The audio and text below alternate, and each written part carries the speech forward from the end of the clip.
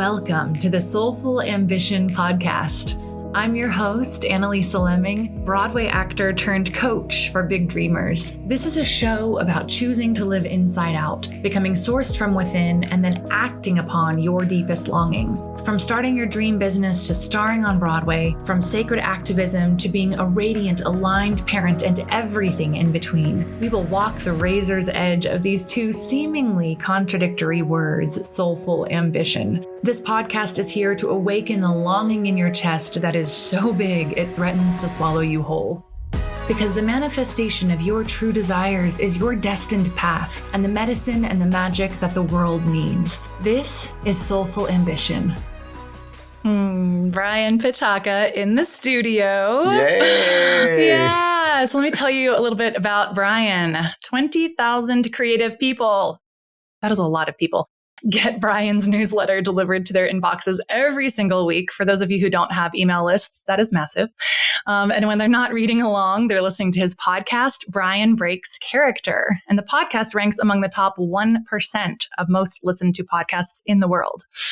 Brian is the CEO of Team BKP, and for the past 2 decades, he's been helping creatives get what they want without all of the suffering.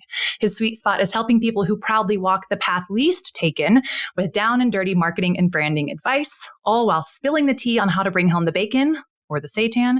He does live in LA after all. But his secret superpower is his spiritual and grounding approach to the biz, rooted in his training as a non-denominational reverend.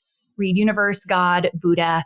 He proves that when you follow your purpose instead of playing by a tired set of industry rules, read limiting beliefs, you can skip the drama, generate momentum, and build excitement around who you are and what you love to do the most. I love it. I love it.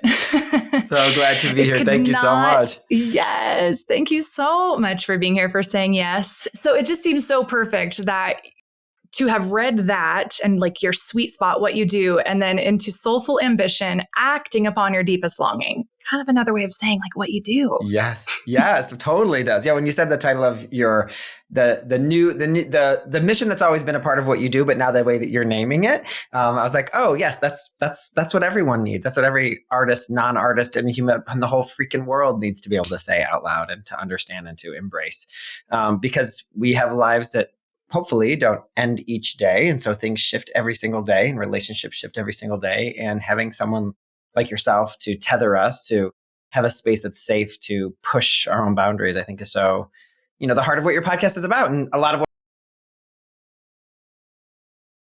Yeah. So tell me about these two words together and like what that brings up for you, soulful ambition.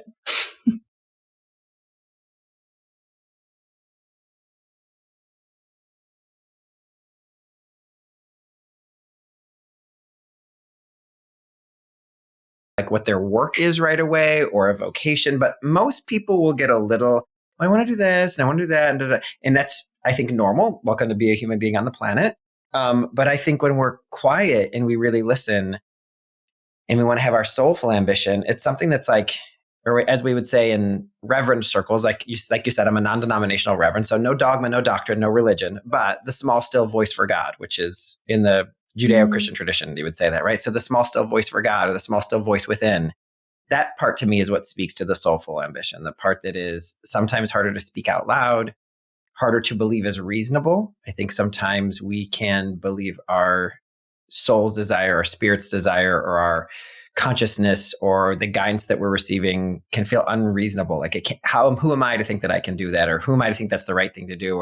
But it'd be so much easier to text them, even though something tells me I should call them, right? Like that piece of soulfulness, I think, is walking through a willingness to hear and say yes to that. And then to tack that to ambition, right? The soulful part is the listening part. To tack that to ambition is we are forward-moving human beings.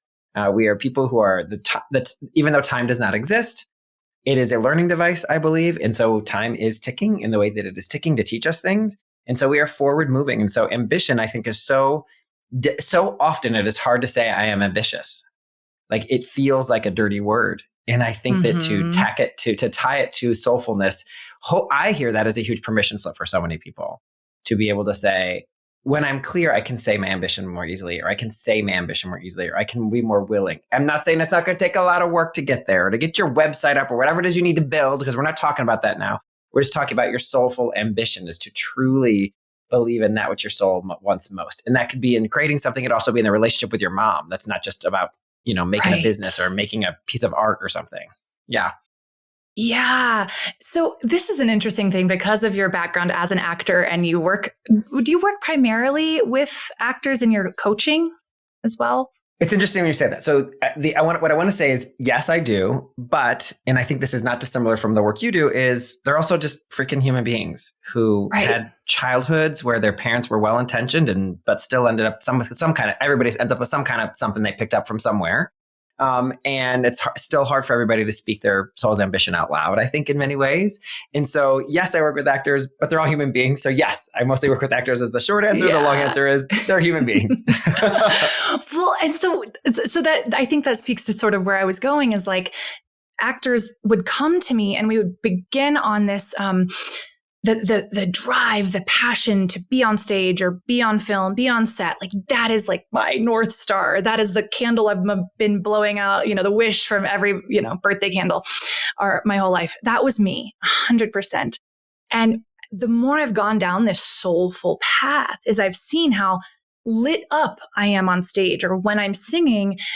And it's like, but I want that juice, like that vitality with my babies, with my partner, as I am in my community.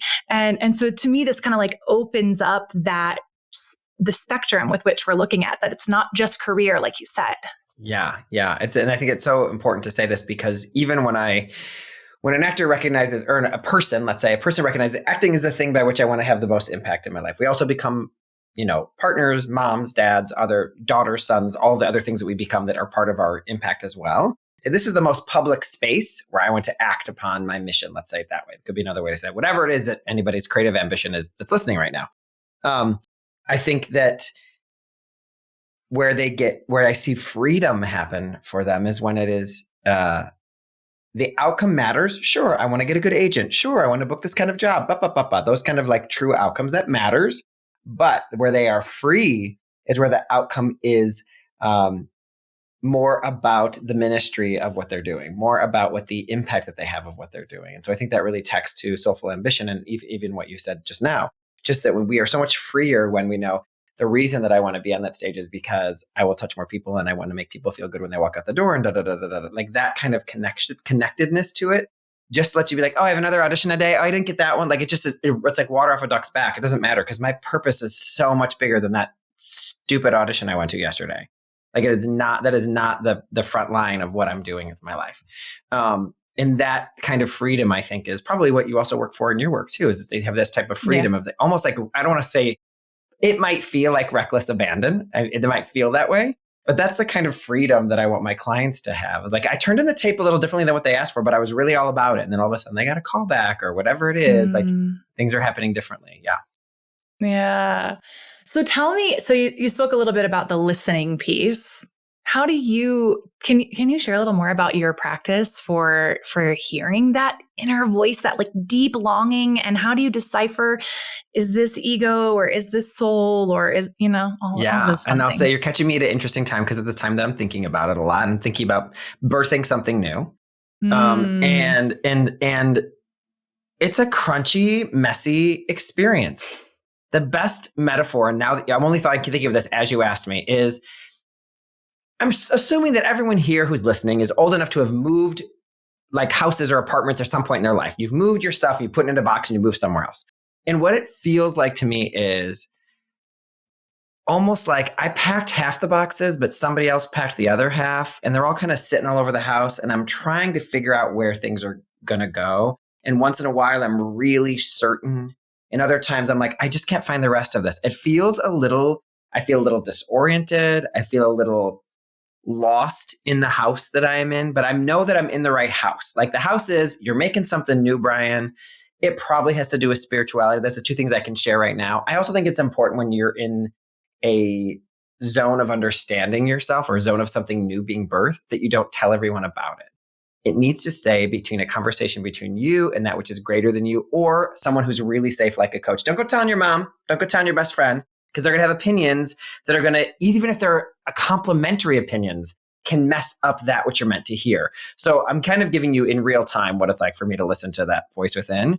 And that's in terms of me creating something new. That's what the voice within is, some version of that. And it's real, and it's slower than I ever want it to be. And I'm a very visual person, and I love words. And a lot of my work is around languaging, how to put yourself out there. And so I often will find it from the backwards side. Like I'll be like, this is what the name of it is. And then I'll be like, and this is what it is. Like I'll find the name first, which is really weird. And then I'll back into what it's meant to be.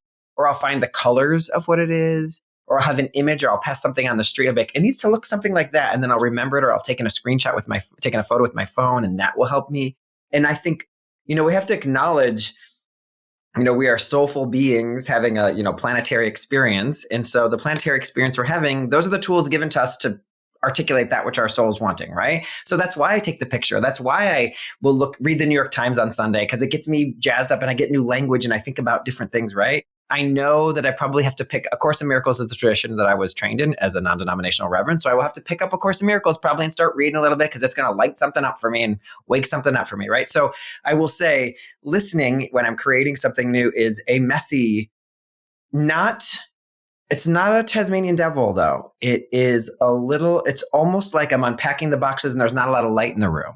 So it's happening slow. It's a little clunky, right? And then I would say when there's the other time of listening, and I think this feels different, when you're like, shoot, I have to tell someone something hard. And that listening is different, right? That's not the same as I'm creating something. That type of listening is, how do I say this in a way that lets them know I love them more than anything else, and the relationship is the most important thing, and yet this is difficult for me?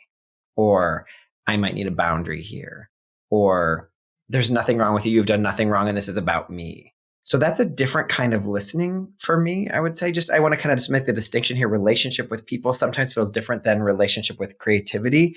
There's a real cross. There's certainly, they certainly cross a lot. But those two things, I think, are two places where I try to listen who I want to be. And for me, it always comes down to, I am not the first person who said this. It could be Ken Wapnick who said this. But all the greatest religions in the world can be summed up in two words, which is be kind. And so if I use that as my starting place, whatever the difficult relationship is thing, without bringing my baggage to it, then that usually helps me in that way. But those are the two ways that I listen, I think. I don't know if that was clear enough. Let me know if you need to ask more. Yeah, well, I was going to say, and so when you say listening, is it an embodied thing? Like, do you hear through sensations, or do you get words? Do you see things, or all of the above? Yeah. It's definitely not sensations. It is. It might be sensations as in a felt experience, but it's not like, that's the air's cold. I feel that's not. It's not that. I meant like an inner sensation, like the heart just like bursts open, or what happens. It's more sly for me. It's real sly. It reminds me of the way that. So I am the worst client in the world when I work with my coach for like the first 7 minutes, because for the first 7 minutes that I'm with a coach, let me know if there's anybody else who feels the same way out there, which is, you can't tell me anything. You are an idiot. I am smarter than you. Everything you're saying is not worth it to me today. I don't need you. I don't even know why I'm here. Like, my resistance will just come. All 100 little soldiers come up to the front and say, I don't need you for 7 minutes. And then at about 7 minutes in, I'm totally good. And I know that about myself, and I can say that to my coach. And so we have ease around, like, that resistance is just so ready to show up in a setting like that, where I'm going to give you my vulnerability. And so when it comes to listening to this is a felt sensation, what I experience it's almost like this is such a weird metaphor, but it's like a falling leaf that I experience inside my body. It'll be like something's inside that's like slowly falling down, and then finally it'll land, and I'll be like, oh, I think it has something to do with fill in the blank. Like the inspiration will come to me as like it's been in there cooking, it's been on the back burner, and then suddenly the boil came up, and so suddenly I think it's this. So it comes very inspired is the best way for me to describe it. It feels like the way you could say like, I got an inspiration. It feels a little bit like that, and this is different than Madeleine L'Engle says. Inspiration strikes while we're working, not while we're waiting for it, essentially. And I think a lot of us I just need to be inspired. I just need to wait till I'm inspired, and I just don't believe that that's fair to your creative being to wait till you're inspired. So this is different than I need to sit and get something done. I need to sit down and do something. This is when I'm birthing something new and I'm making space for the inspiration and the answer to show itself to me. I'm just kind of on the lookout for the falling leaves, might be a better way for me to describe that. And I might get that in the car, or might have a shower moment. I think everybody has shower moments where they think of something brilliant. Or it might be like, oh yeah, I think it's that. Like it's like, it's almost as if I could just, if it was like, it isn't a smell, but it is if I smelled something. Right. I get that. Yeah, I feel that.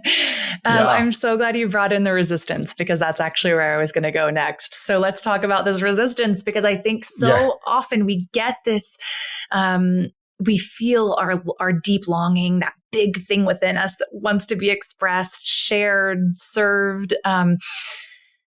And then the resistance shows up, but it doesn't show up as like, I'm your resistance because you're afraid, or you're afraid of success, or you're afraid of failure, right? It's so stealthy. And then so often that's when people stop, because it's like, all the voices in my head are giving me reasons why it won't work. And then we move on and go back to what was safe. And so I love like naming this, knowing it, befriending it, and moving through it. So how else do you work with it or talk about it? Or what's curious when you talk about this is when I work with creative people, typically when they'll say, I want to do this, but, and then whatever they say after the word but becomes the thing that will make all of the difference in attracting exactly what it is that they want. Give me an example. So I'm too old to do this. All of my actors, my oldest actors who have ever worked with me, have the most success of anyone. I don't have enough credits to do this. Whatever. Like I don't have enough, for those of you who are not actors who are listening, like I don't have a lot of Broadway credits or TV credits or credits that people would even recognize, right? They've still got moms at home saying, well, when am I going to see you on TV, right? That kind of vibe. They're like, I just don't have enough going on that anyone's ever going to know who I am. Those as soon as you call that out, say my resume doesn't speak to as much as my experience of what it is or what I know I can do. Oh, wow. The reason why I'm attracted to you, let's pretend it's an agent or a director or producer, is because you know yourself that well. Your knowingness is why I want to say yes to you. All we want when we work with someone is to feel like they are an authority on themselves, not necessarily on something. Now, this is different than like, I need someone who can do spreadsheets. I want to just make sure we say that, right? But this is like, I want to feel like I'm talking to someone who is an authority on themselves. And I will say yes in that way. Another way I think about this is like we scramble for our worthiness when we want something often. So that'll be in a meeting, in an audition, in a room where we're trying to get money, if you're trying to get funding for something, or you're trying to work with someone new or ask them to come join your team or whatever it is, depending on who's listening here. I want to give this some context. When we are scrambling for our worthiness, we are not attractive, like in the metaphysical sense and in the real sense. When we're scrambling for our worthiness, I don't feel safe in the room with you. I don't feel ready to give you my passions, my desires, to give you my skills, to say yes to working with you. So I don't know if I'm answering your question here, but for me, the thing about resistance is, like you said, it is so stealthy. So I know that my resistance is coming up. I'm going to give away one of my tells. So one of my tells is, and I think it's important that we all know this, and I know this one about me and I can back away from it. If I am staring at it, so like I said, Analisa said my newsletter goes to 20,000 people a week. It's actually 25,000. We should update that bio. So $25,000 people a week. As you can imagine, when I'm clicking send on that email, my hand could be sweating because I'm afraid of 25,000 people looking at words that I've written. And so when I know I've gone too far and I'm resistant about being seen, and let's see, have everybody come up with their own little thing that is their tell. I will start pushing periods around and checking the capital letters and how am I going to space this differently? And maybe I could put a comma here. And I'm just really not making it about them anymore. And I'm centering my own experience more than I'm centering the experience of the recipient. That is a huge tell for me. When I'm worried about the way I look more than the impact I'm going to have, which I am not the only person who feels this way. So if you are trying to hide while you listen to this podcast, too bad. If I am centering myself more than the person in the room or that I'm trying to get this to, then I know I've gone too far. That's one version of my resistance showing up. So I just want to just name that. So I know that one. Good. And so also resistance isn't a job you have to do by yourself. That's why you work with someone like Analisa or you work with me or whatever. It's also a job where like on my team, I'll be like, okay, I got to hand you this email. Can't look at it anymore. I've gone to bananas land where I am like fully not caring about, I need you to finish this off and have someone else click send for me. Right. So it's time when I think also it's a good time to phone a friend when you're having some resistance. I also, and I don't know if this is what you see. Wait, go on. Go for it. No, go. Another time that I see resistance come up is the stealthy craftiness that you talked about. I just want to give that another name here, which is, I don't know if this is going to be a name. Let me just go through this, which is everyone right now listening can think of the thing that you believe is holding you back. And then you can think of the seven-headed dragon of the forms that it takes. That is harder to do. So one of the seven-headed dragons that I know takes is me working too hard on commas and periods and capital letters. There are other places where that shows up and I have to watch it. Like I will worry over the small stuff instead of the big stuff. Like it would be better for me to send an email than it would for me to worry about where the button is on that particular page that I'm designing. Like it doesn't actually matter as much, but it's more fun for me to do that. So I'll say like, well, you've had a hard day. You get to do the fun stuff. The hard thing is actually more important right now. So we just have to watch. You know, I think my resistance can hide itself as self-care. This is you taking care, like fake self-care, not the real thing. So there's like I think it's a hard dance to do, right? And so I know for myself, the antidote is often going public about my resistance. So sharing it with my team, sharing it like I am right now. The next time this comes up and I'm pushing periods around on an email, I will much more be aware of it, talking it over with friends, talking it over with the coaches, like name it to tame it is a phrase that I use a lot.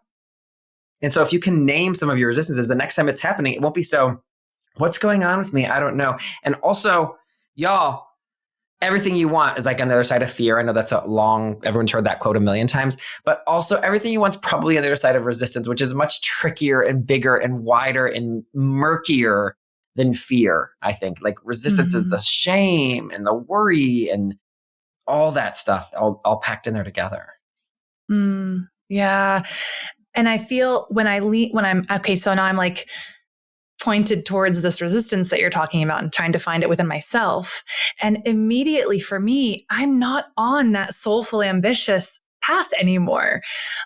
Like and what I feel is I get so, my marker is, I'm so much more concerned with others' opinions of me, which I think is another way of saying something very similar to what you just said, right?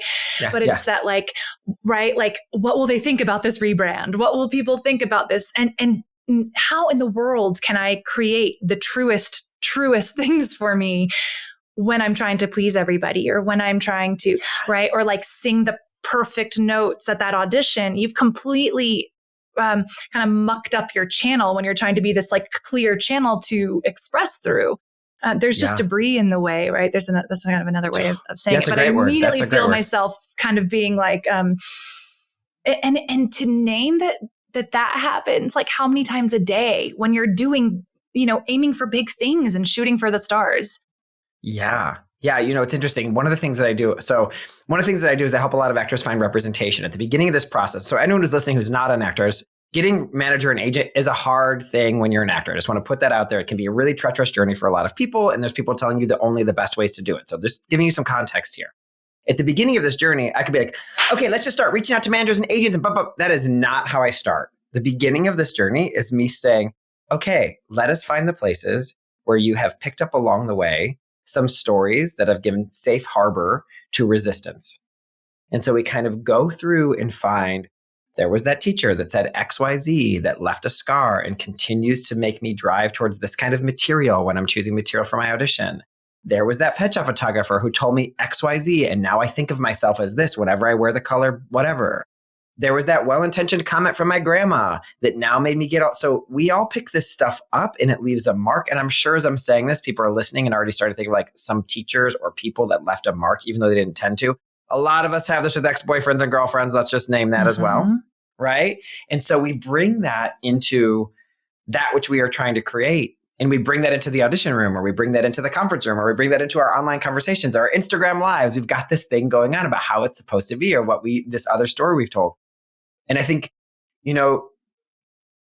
light blasts out the darkness, but we have to be willing to raise the darkness to the light, is what I would say in my practice. We have to be willing to look at the darkness so that we can bring it to the light. And then I think the next step of that journey is taken by something greater than ourselves. You can call that faith. You can call that grace. You can call that breath. You can call whatever makes sense to you. But if we can bring our darkness to the light, this is also the heart of therapy. Psychotherapy is the same heart of this, right? Where do we find these things we picked up along the way? And when you start to do that, I want to make this very clear, though. I want to make warning here for everyone. It does not mean you need to be healed in order to start to do the thing you want to do. So I want to also just speak into that, because I think a lot of people, I need to fix this about myself before I'm able to fill in the blank.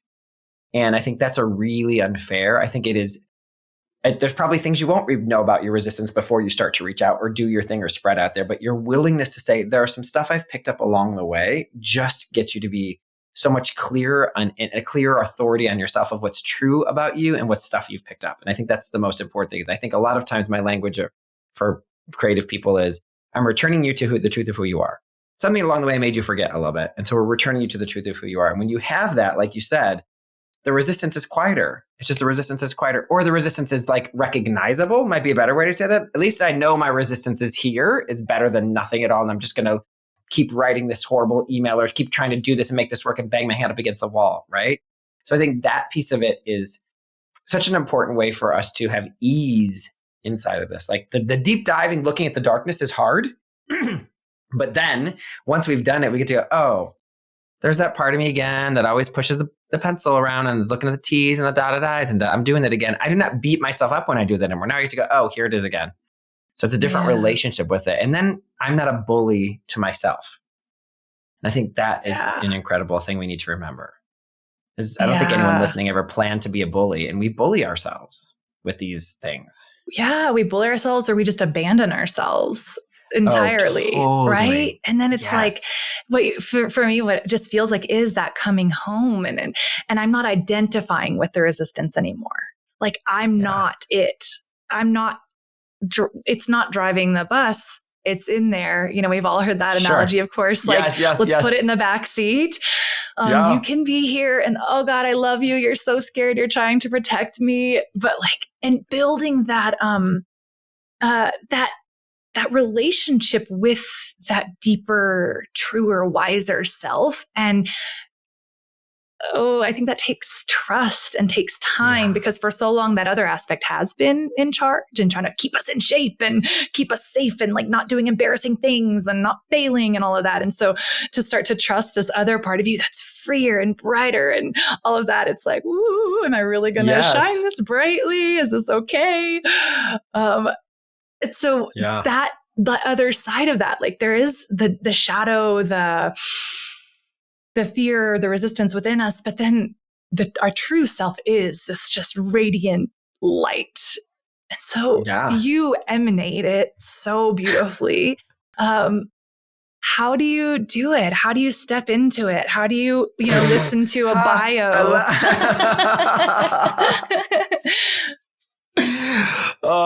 Finish that question so I can think. What do we say? How do I listen to a bio? How do you listen to a bio? And like I said to you before, because I know this is what we do, right? I was like, I'm going to read your bio, and you're like, brr. And I was like, no, just receive it, right? Yes. And but it takes practice, and so here's something I want to say, something incredibly controversial.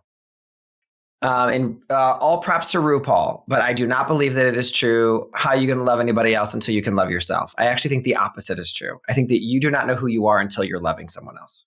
So I do not believe that there is spirituality without another person in the room. I believe that staring at your navel is not the way to solve yourself. It is also not the way to heal yourself. I think that we enter heaven 2 by 2. You don't have to use the word heaven. You could use whatever word you want. But in relationship is who we find out who we are. There's a reason there's not one of us here. But in truth, I believe there is only one of us here on this planet. Might be a better way for me to say that. Of Course in Miracles would say you have one problem, is that you believe that we are separate.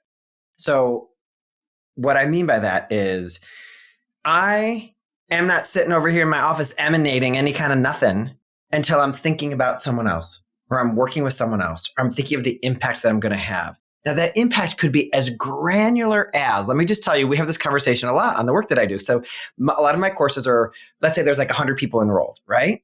And so one of the things that I always say is, can an 8th grader read that and totally understand it? And not because anyone in my class is an 8th grader, but because I want to meet people where they are, which is, I know we are bombarded by 1 million emails and text messages and DMs, and I want to be able to look through an email and get my information very quickly and not have to feel like Brian's adding one more thing to my list of things to do just to show up to class on Thursday. Like, just make it easy on me, right?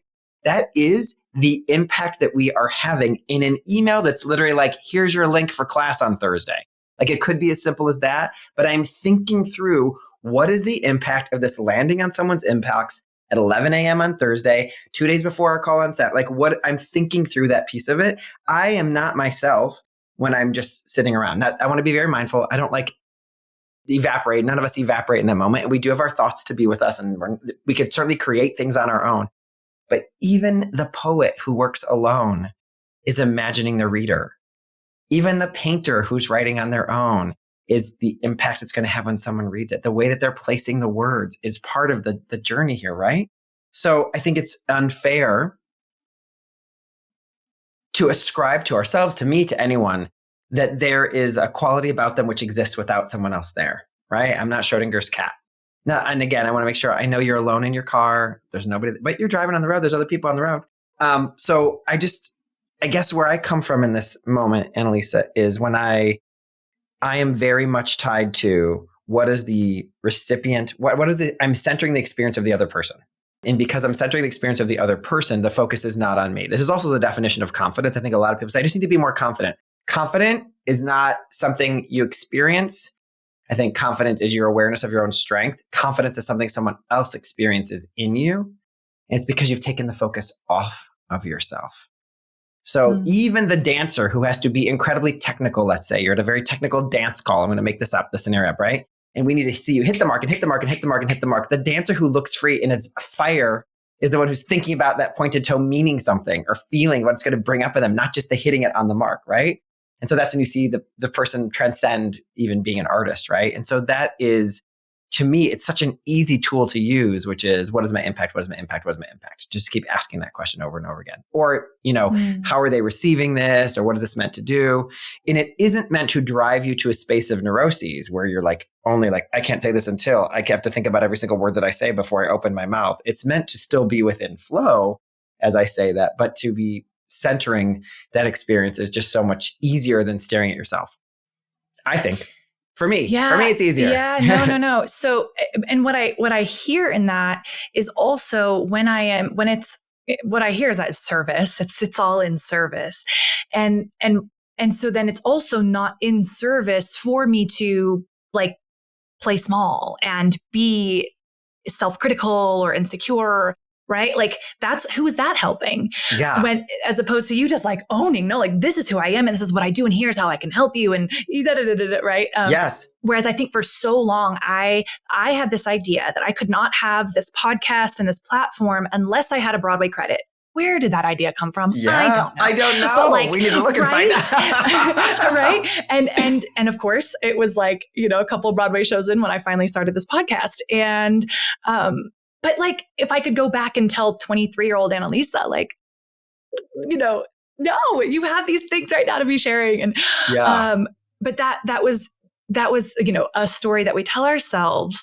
And I would actually tell singers this as well. Like the way that I can go into an audition room and just shine is that I don't actually think it's me like coming through my mouth. Like, yes. I'm like, I didn't choose these vocal folds and these resonators. And I'm kind of like, this is so cool. Let's share it. Yes. I would say two things you just said is so important. So one of them is, I'm the faucet, not the water. Yeah. But I want to be a great faucet. And that's our work. I don't want to be a clogged faucet. I don't want to be a rusty. I want to be the most you walk in and you go, when you see that faucet, I want that faucet to make you feel good before you even turn on the water. Like I want that faucet to have feet. That's why the T's and the I's and the dots all count, right? And the other thing is, and this is what I think, Analisa, if you wanted to go back and tell your younger self this is what I would say. And I also would hope everyone here will listen. We respond to your striving, not your getting it right. That's all Oprah ever talks about. And I think we can all agree she is pretty successful.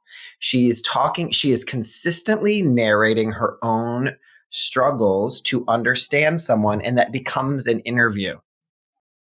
We respond to the way you strive. So I'm out here trying to get my first Broadway credit and I have things to share. Like that is literally like, I'm listening more. I'm listening. Now I understand that's vulnerable. Your strive is vulnerable. And that's why we lean in and why we want to help. So I just really want everyone to acknowledge when you're perfect, like we're not watching. We love hate you. Like, think of Kim Kardashian. I think that a lot of people have a weird relationship with Kim Kardashian. We want to watch it, but also we have weird feelings about the whole thing the whole time, and why are they famous, and like all the weird quirky. I don't do anything with. I have no feelings about Kim Kardashian, everyone, just so you know. But when it comes to reality TV show, I think this is sometimes the way that we feel. We want to be them, and also we don't like them, and and it's because we don't get to see the striving piece of it. We don't get to see what they're working towards. It's opaque. It isn't actually given any vulnerability to see what they're striving towards. And so I just encourage you to think about showing your strive, showing what you're going for, naming what you're going for. I want to do this by the end of the year. Whether or not you achieve it, you will have more people on board to support you than whether or not you achieve it by naming it out loud, you'll have more people to support you. I love this. I just thought of the word soulful striving. Like, can the striving be soulful? I think that striving gets a bad rap in our hustle culture. That it's like, well, striving's bad, and I couldn't disagree more. Yeah, and also I'm not saying toxic. I'm not saying toxic productivity here. Right. Striving is I'm acknowledging out loud that I am not where I want to be at, or haven't hit that mark yet. Like I know there's further to go. It actually, to me, the way that striving feels like the non-delusional version of speaking into your desires, because you're able to say, yeah, I want to get that Broadway credit. And let me tell you, it's kind of hard. I'm out here going to customer director workshops. I'm going to auditions all the time. Here's what's been working so far. Like, I'm listening. I'm leaning in and ready to hear the story. What I'm not ready is, yes, I really want to get that Broadway credit. And like, you're like shitting on yourself at the same time that you're saying what you really want in the world. And this is not to ever say there are not struggle, because there's struggle in the world, and there's also struggle in your own journey. But by acknowledging and saying out loud what you're striving for, that's when I think you'll have all your mighty companions to support you. Okay, so then on the other side, so we're in service of that being this faucet. The water's flowing through you. Your gifts are flowing through you, in service to another. And then a place that I think the resistance creeps back in, or grippiness can come back in, is in being attached to the results, like how it's received. Totally. Yeah. What do you do?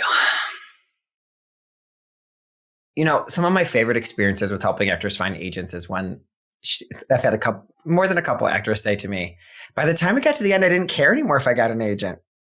And that is such a great place to be, where you obviously, that's like true and not true. Like, I didn't care. I was so full of myself, which is the language I would put to this. I was so full of myself that whether I got the agent or not, it didn't matter anymore, because I knew what I was doing on this planet, and that my impact was going to happen no matter what. So there's this part that comes up for me as you're asking this question, I think, that is around, we can worry over getting the real impact, the real outcome. But then I'm going to use a sports analogy, which I never do, so please lean in, which is, if you can think of God, universe, Yahweh, Oprah, Buddha, Muhammad, whatever you believe, as a quarterback for a second, and you are running down the field, if you are running around like a Tasmanian devil all over the place, trying everything new, Eva Perón, God does not know where to throw that football. But if I can see you walking toward the 20-yard line, let's just pretend that's what it is. You're running towards the 20-yard line, or you're running towards the Broadway show, or you're running towards that new website, or you're running towards hoping to work with that new designer or whatever, then I will know where to throw the ball. And the ball I throw you might be that new designer, or it might be an off-Broadway show, regional throw of the role you always wanted to play. But at least I know where you're going, so I know how to get it to you. So I think it's part of what I think is important here is we hold the outcome as some version of a North Star. Let's just use that overused analogy for a second, as a direction that we're going. But we're not upset if we hit something else along the way. Or you shoot for the stars, land on the moon kind of language would be another way to say this if you want to put it on a mug and buy it at Home Goods. But with the way I'm thinking about it just is the universe and just remember, this is not just a conversation between you and the universe.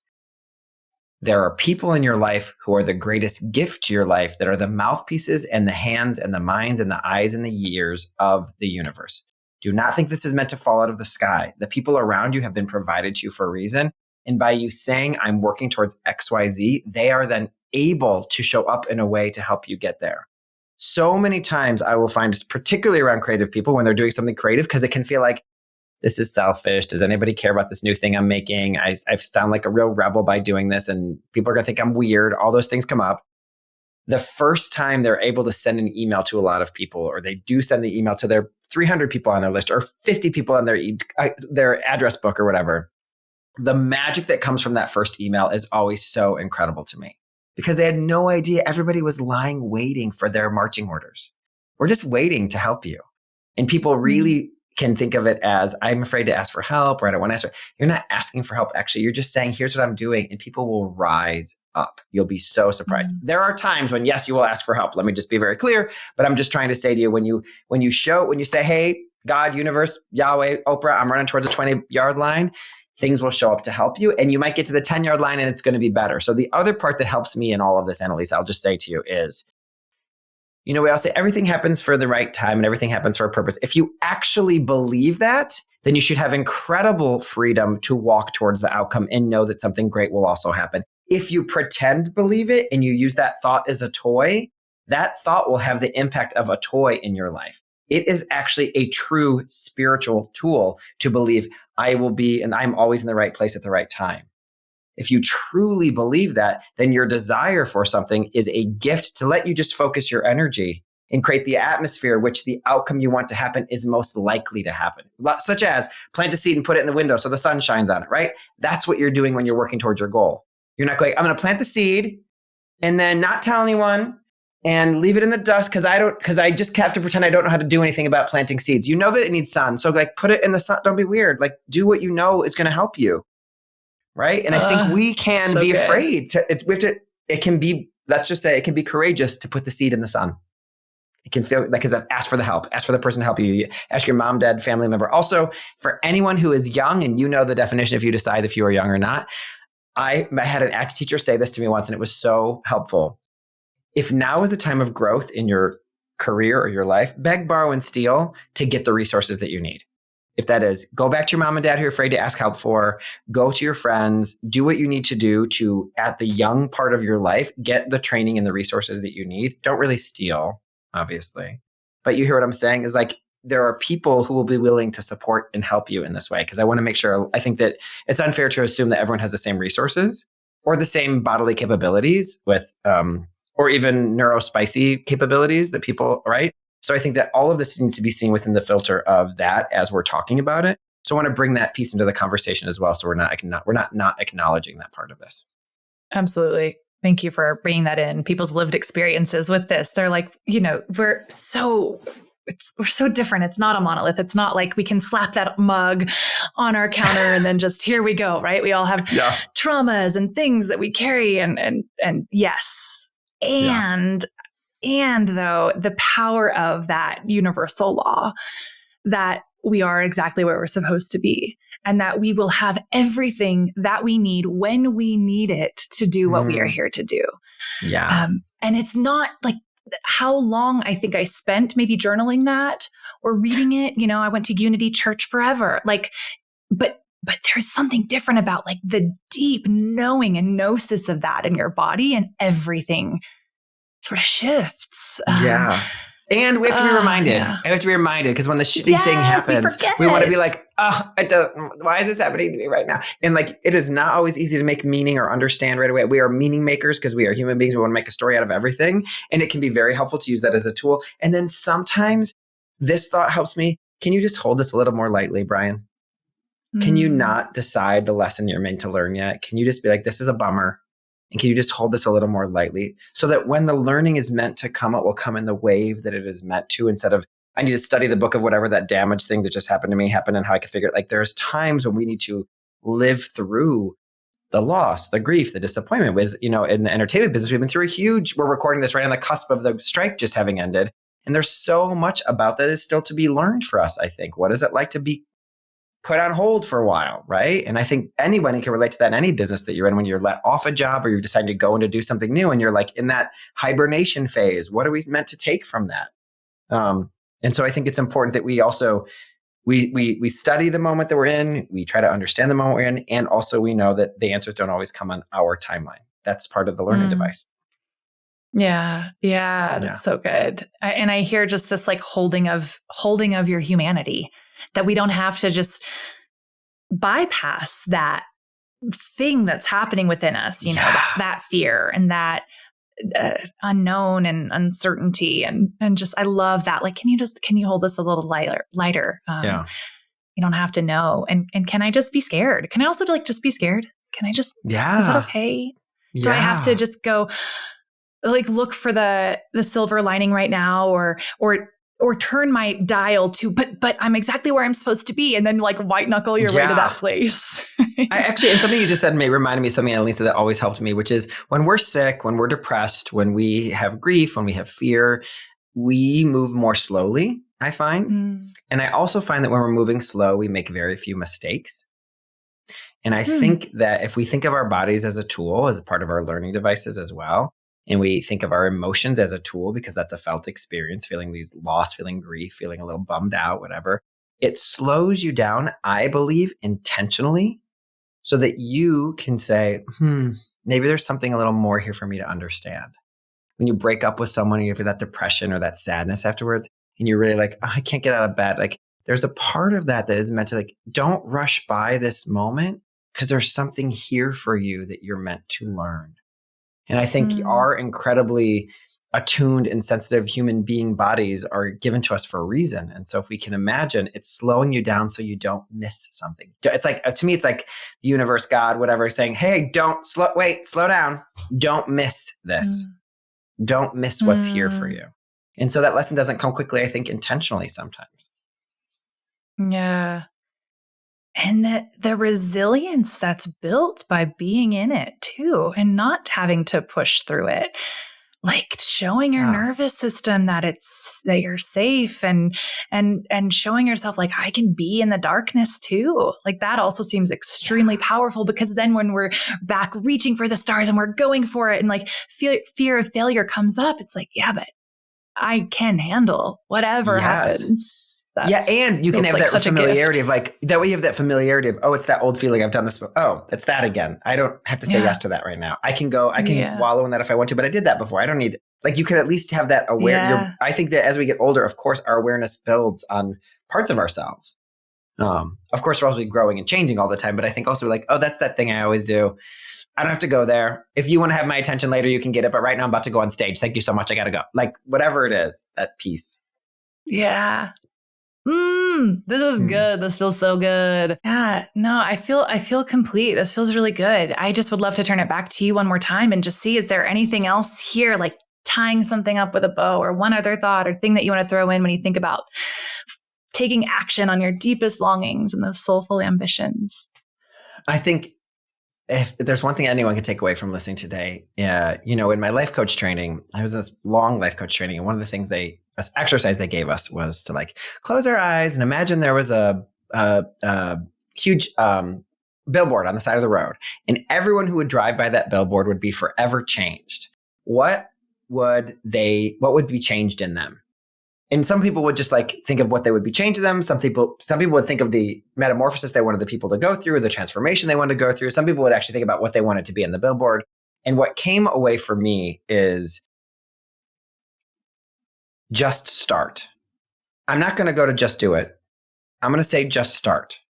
And the reason why I say that is you will learn right now, if you're out there thinking about something, and I know you're thinking and you've been thinking about it for a year, 18 months, 3 years, 5 years, 8 years, 18 years, and you're thinking about it, thinking is so less valuable than action. And by literally pushing the boat out, just starting something, you will learn so much more about yourself and about that thing you wish to do by starting. And I say this another way, which is, unless you're a philosopher, thinking has very little value. Take action. The mistakes that you make, the response that you get, the things that people say back to you about it, if anyone at all clicks and says, yes, I want to buy your coaching session. If anyone at all says, yes, I want to take you up on your free offer. If anybody at all says, yes, please come audition for us. And if no one does, that is knowledge you need, because right now you have decided what that response is going to be, and you don't know. And you have no business knowing. What you have business knowing is trying to put yourself out there and then learning from what comes back to you and starting that cycle. That's when we get to respond to your striving. That's when we get to respond to understanding. All of that happens once you start the cycle of putting yourself out there. I know that is a hard ask, So baby steps are great, but quit thinking and just starting. Another way to say this is just get it going. Don't get it perfect. I have a coach who says that. Just get it going. Don't get it perfect is a great way to get you in action. So whatever you're thinking about today, take 5-minute action towards it. That's what I want to leave everybody with. Take a 5-minute action towards it today. That one email that you know you need to write, that you've been waiting to write for 3 months, 3 years, 30 years. Send that one email. Or put up that dating profile. Yes. Great. Yes. Totally. Scary. Right? Yes. Yeah. Right. Yes. I love it. I love it. I love it. As somebody who's also, in the birthing creation process as well, I can just say absolutely, like how often, how much have I spent just sitting and thinking and wondering how it will be received versus, and now that I am taking those steps and it's being received already. And so thank you. Thank you for leaving us with that. Thank you for your essence and your wisdom and your light. And where can people find you? Sure. Easy way to find me is on Instagram, which is Brian Says That. Or the podcast, Brian Breaks Character, is a great place. And we talked a lot about messaging today. So if you need help messaging, I do have a freebie that anybody can grab. It's brianbreakscharacter.com/74. And it's an action guide that follows along with the podcast. And it's a complete lesson. So there's no then go buy this. It's literally the entire thing is there, brianbreakscharacter.com/74. And it's called How to Say Thank You Without Being Weird. Because I think a lot of us can be, I did that audition 10 years ago, or had that meeting 10 years ago, or 10 weeks ago, or I think I blew that meeting. I'm afraid to reach out. And as we said earlier, one of the greatest currencies in your life are the people that have been provided to you. And I think that gratitude is one of the fuels for connection. And I want to be a good Victorian lady and say thank you to everyone anytime I get to do anything. So thank you so much, Analisa, for having me on this podcast today. I'm so great to connect with your community and everyone who's listening. Thank you so much for listening. If you need a tool to help yourself, I find that is a great one. So brianbreakscharacter.com/74. And there will be a link for that in the bio. Thank you, Brian, so much. We will see you back here next week on Soulful Ambition. Thank you.